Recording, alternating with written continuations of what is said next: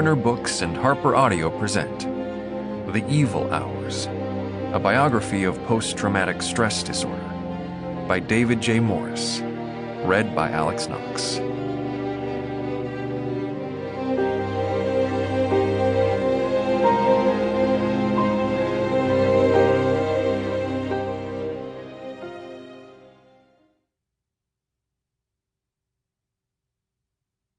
How many a brief bombardment had its long-delayed after-effect in the minds of these survivors, many of whom had looked at their companions and laughed while Inferno did its best to destroy them.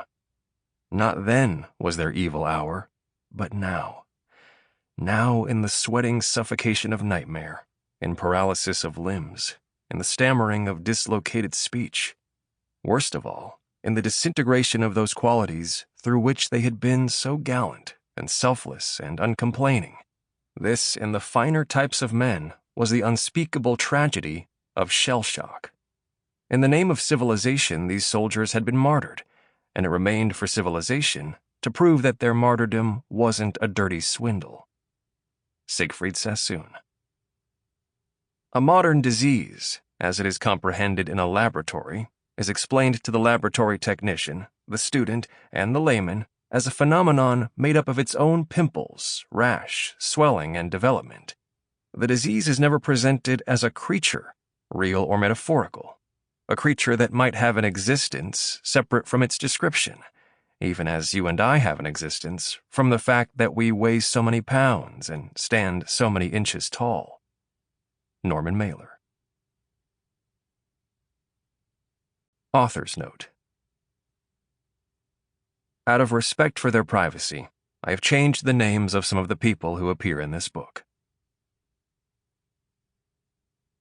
Prologue. The Warning. Have you ever been blown up before, sir? Everything was fine until it wasn't. Apophenia. Finding patterns where there shouldn't be patterns. These were the words I wrote in my journal on October 9th, 2007, the day before I was almost killed by a roadside bomb in Baghdad. The last line I wrote in the days afterward. Later I went back and underlined it in a different colored ink, as if to emphasize that I had come back to it in a different state of mind, as if I were leaving a clue for some future version of myself.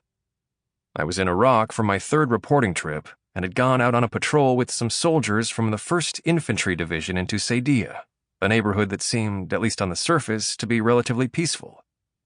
On our way back inside the wire, one of the soldiers asked nonchalantly if I'd ever been blown up before. I considered the question for a moment, and then, as the silence deepened, I sensed that something was amiss. The words came awkwardly as I explained that, while I had spent the summer before in Ramadi, at that point the deadliest city in Iraq, I was still a virgin in that particular area. It was like my fate had been spoken. I had never been blown up before, but everyone in the Humvee knew that was about to change. According to the laws of grunt superstition, I was the injured party, but somehow I managed to feel bad for the kid who'd asked the question. As it happened, the soldiers in the Humvee were from all over Latin America, Peru, Mexico, Guatemala, and they began pummeling him in a variety of languages and accents for what he'd done. At the time, I felt embarrassed more than anything else, and just wanted the moment to end. I didn't like being the topic of conversation, and it took everything I had to avoid thinking about being blown into tiny red pieces. This, in fact, was one of the first head tricks I'd learned in Iraq, to systematically ignore the obvious.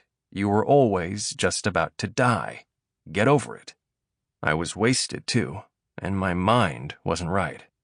I had been in Iraq for a total of 9 months by this point, and even though I had seen people killed by roadside bombs, I'd never been hit myself, and somehow I'd come to feel that I had my luck under control.